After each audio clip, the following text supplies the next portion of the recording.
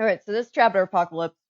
Um, actually, this I don't normally put this up here, but I did because one, we might not get to world religion. Two, there's I don't know, been a lot of back and forth in like society and stuff about this, and it gives us kind of a chance to talk about it in a modern day kind of sense. Um, so I kind of put this note up here, and it says the following is an excerpt from a portion of the Bible. Revelations in the New Testament. Related to the printing press, it is important to note we are looking at this in a historical context, not as a study in the book itself from a religious point of view, though we will not delve deeply into the topic of religion in. Wait, that should say, though we will. No, we won't delve deeply, we just cover it lightly.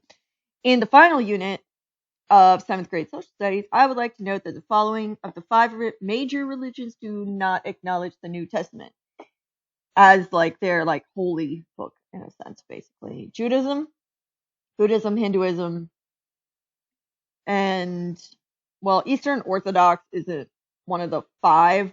It's a subcategory of Christianity, but it is one of them that does not consider it like a holy book, basically.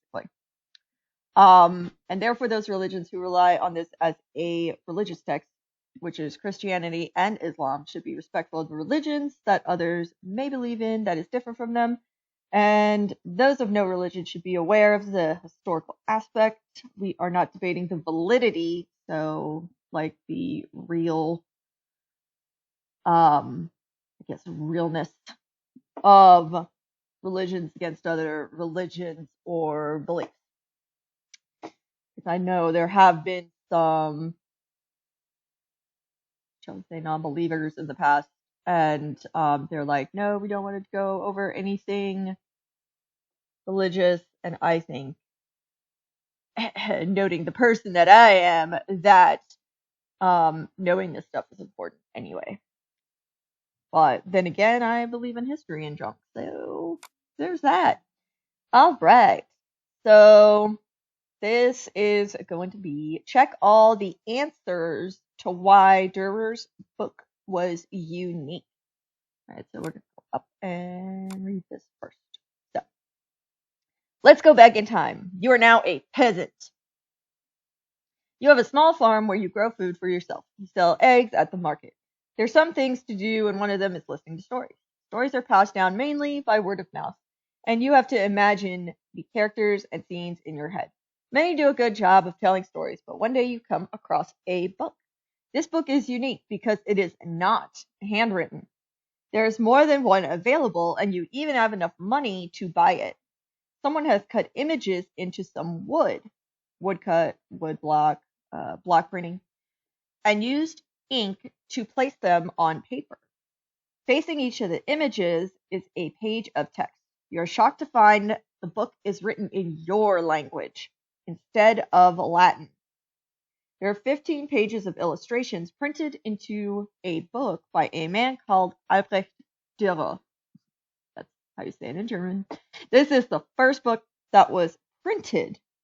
Below are the story and some modern images. At the bottom of this chapter, you will see an illustration and text from Durer's book. You'll also see some examples of woodblock printing. So now we're going to go down to our answer choices. All right, so why was it unique?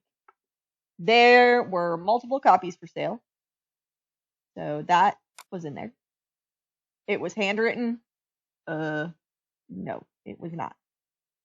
It was not written in Latin. Images were printed using woodblocking. That was the thing. It was not handwritten, so that's right. Also, as I'm doing this, let me tell you right up here, this is worth 5 points. So that means you're going to check 5 of these. All right. You could afford the book. Images were hand-drawn using woodblocking. Well, that doesn't make any sense. Woodblocking is like the opposite of hand drawing. So there were multiple copies for sale. It was not written in Latin. Images were printed using woodblocking. It was not handwritten, and you could afford the book. All right, next question. What color horse came first? Now we get into our little story. Okay. Excerpt from the Book of Revelations 6, 1 through 8. All right, this is plague or pestilence. Then I saw when the Lamb broke one of the 7 seals, and I heard one of the 4 living creatures saying, as with a voice of thunder, "Come." I looked, and behold, a white horse, and he who sat on it had a bow, and a crown was given to him, and he went out conquering and to conquer. Our answer is white. Right there.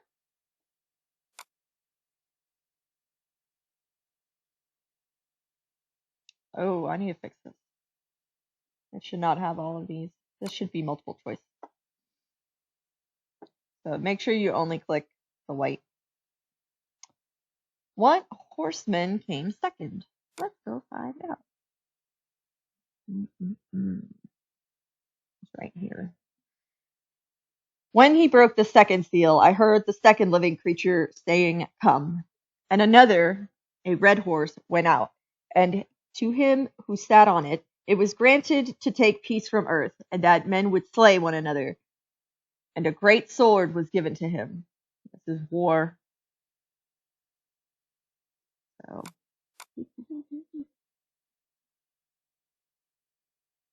So number 3 is war. Remember, number 2 was white. Right. What were the 2 products that famine was to spare? So to leave. There's famine. When he broke the 3rd seal, I heard the 3rd living creature saying, "Come." I looked, and behold, a black horse, and he who sat on it had a pair of scales in his hand. And I heard something like a voice in the center of the 4 living creatures saying, "A quart of wheat for a denarius, and 3 quarts of barley for a denarius, but do not damage the oil and the wine." So, the point of this at the time is that a quart of wheat for a denarius is not a lot. Like, that is pricey, and 3 quarts of barley for a denarius is also pricey. And don't ask me why. I have not looked up why the oil and the wine. I think I did read it before, but I can't remember why. All right, what were the 2 products? Wine and oil, not bread, apples, and carrots. Those are gonna, I guess, die. All right. What color horse came last? And then we also see what horseman came last.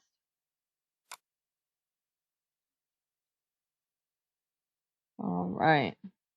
There he goes. When the Lamb broke the 4th seal, I heard the voice of the 4th living creature saying, "Come." I looked, and behold, an ashen horse, and he who sat on it had the name Death, and Hades was following him. Authority was given to him over a 4th of the earth, to kill with sword and with famine and with pestilence and by the wild beasts of the earth. So, ashen and death. All right. So number 5 is ashen. Why? And death. And now we're in. And so, so these are the 4 horsemen of the apocalypse.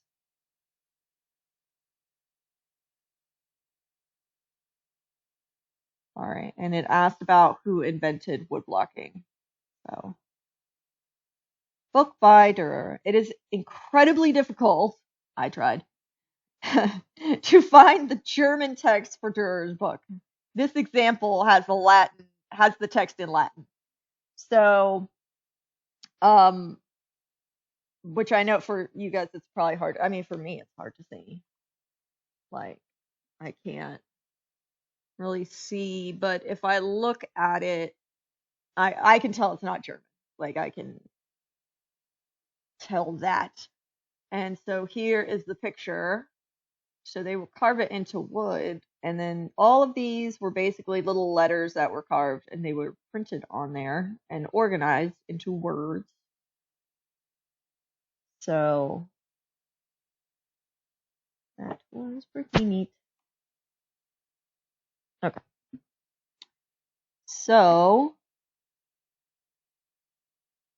this is a modern image of carved woodcut. So a lot of these you can actually, if you go to like even in like Michael's, you can sometimes like for the stamps. This is kind of like stamping basically. So you put ink on this stuff and then you take your stamp and you put it on paper. Except you're, cutting this out to make that stamp.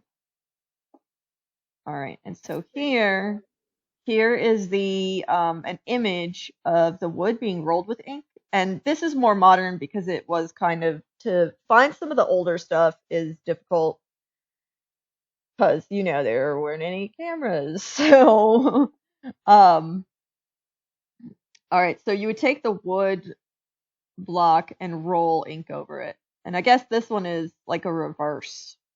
So this is cut in and all the black parts are the raised parts. So wherever you've got the black part, those are the raised parts. So this is kind of reverse. That's neat. And so we've got Chinese printing. They were the first to invent woodblock printing. And so this is some of theirs. Chinese. Is that Chinese? Yeah, I think. Might be Japanese. I think it's, I don't want to say one and be wrong, but the Chinese invented it. So that's our number 7 is Chinese. That's pretty impressive. It is.